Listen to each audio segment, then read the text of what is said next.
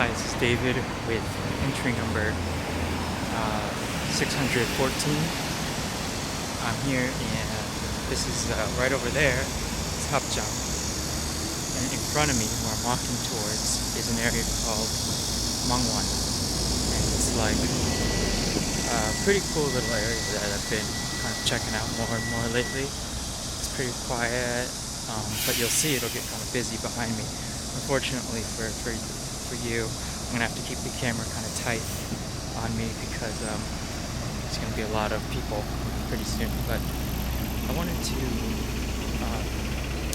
talk about something today specific. And look at this guy right here. I don't know if I can get him. He's wearing suspenders and a belt. I wanted to talk about something, and it's something a little more serious, but I think hopefully that you can present it in a way that isn't too boring or novel or whatever. And that is this idea of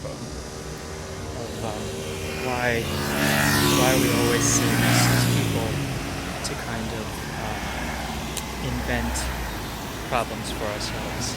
And talked a little bit before about frailty and a little bit about kind of like inherent possible problems that we have as people that we might not be able to kind of shake, kind of inadequacies that come with being human. And one of these big ones that I've kind of noticed throughout my life is that no matter what social class you come from, no matter how rich you are, no matter how poor you are, everyone has problems in their lives that they have to overcome, or at least kind of address in one way or another. And for the most part, being raised in America, we have very little real problems. You know, like we say, like there's poverty and there's like all these things, but like it's not real poverty. I mean, sure for some people, but on the whole, it's like not real poverty. Like I think the poverty line is like ridiculous in the U.S. It's like a joke. I think it means like you're under the line if you like don't have a TV and internet or some BS like that. But for some people, there are real problems, of course. But generally, we're like a very wealthy country that like doesn't have a lot of real issues. And so I thought about like why is it that we seem to still have all these problems? You know, we can't just be content or happy with the way things are. You know, we have to have like gluten intolerance or like some kind of bullshit thing like dairy intolerance or something. And you know, of course, for like 1% of the population of the world, these things are real. But you would not see like this many gluten intolerance people come out of the woodwork. You know, this is obviously some kind of mental manifestation. I've talked before about psychosomatic illness in which your brain manifests physical symptoms of problems, of trauma, of some kind of issue. And your brain has the power to kind of really affect your body in ways that most people don't recognize or don't want to recognize. But anyway, why do we have these problems? And, you know, I'm not going to say this as certainty or as kind of like a fact, but I will say it in terms of kind of something that makes sense to me in my like logic, and that is the fact that I accidentally got a little movie camera and I'm a little nervous. What I think happened is, if you look at our history as the human race, you kind of plot like when we had problems, real problems. You know, we were animals for a few 100,000 years, you know, straight up animals. All we needed was food and some mates, and that's about it. You know, that's how we rolled for, I don't know, 50, many thousands of years, let's say tens of thousands, many eons. And So we had these real problems, and we had like real issues, and even through the Middle Ages there were like issues that we had to take care of and that were like really legitimate, getting sick, making sure that we had enough food to feed like the family, making sure like childbirth killed like 50% of women, or whatever. Like living to 35 meant you were like an old man. So, this kind of BS. And it's real, but it's also kind of like nowadays you think of it as BS because 35 is like still young. But those were real problems. And so I think like something happened where we had problems and solutions. So every problem had like a logical solution. You needed food, you stole, grew, or bought food. Like sometimes some would say like that's still the same way, but in many regards, like I think it's kind of gone away from that kind of thing because everyone can have food no matter what. It's following those three rules, but generally like people have food. People needed a mate, and now there's 7 billion people on Earth, so there's enough mates. And somewhere along the line, we kind of transitioned into this society on a world scale, or maybe just an American scale, that said,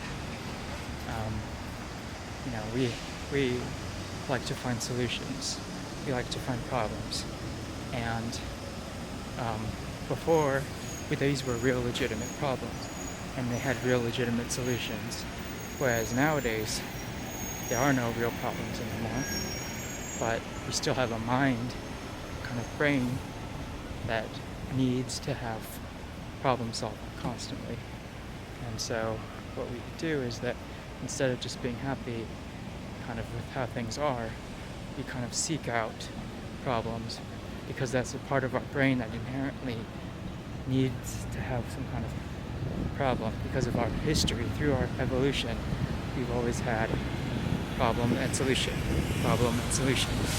And I'm arguing that in the past, there were actual solutions and there were actual real problems. But nowadays, we've completely run out of problems. We just have these like quasi kind of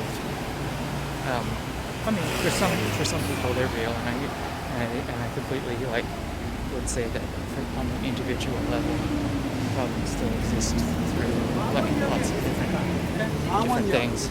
But on the whole, of course, this isn't the same society as we were 60, 30, even 20 years ago. You're progressing at a rate that is just insane, right? So how do we fulfill kind of this inherent need to have a problem, and as we invent new problems to solve. And so we have things like gluten intolerance, like where's my food? We all have food, but then what's wrong with the food? And then we also have a second component to this is the whole thing nowadays culture. It's kind of a good thing to say talk about yourself without any humility. And you have things like YouTube and Twitter and things that kind of promote selfish behavior and kind of selfish actions, and you have reality shows that kind of prop up and kind of put these people on pedestals that don't really exist. And so you kind of have that amplifying, I don't say that's the root cause, but it's kind of amplifying this kind of feeling of self-aggrandizement.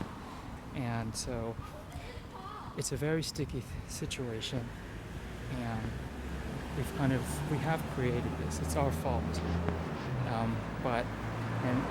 At this point, I don't really know if there's a solution besides shame. And that would mean that you tell people you shouldn't be proud of X, Y, or Z. these are things that you should kind of be ashamed about. Don't share that picture of like a weird mole on your foot.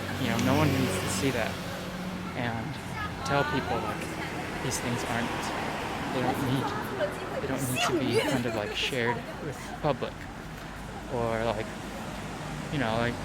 to an extent, of course, but it's just a very tricky situation that I don't really have a good solution for. But I think shame, the loss of kind of the shaming aspect of our society, has kind of really helped propagate this kind of movement, but of finding problems with our lives.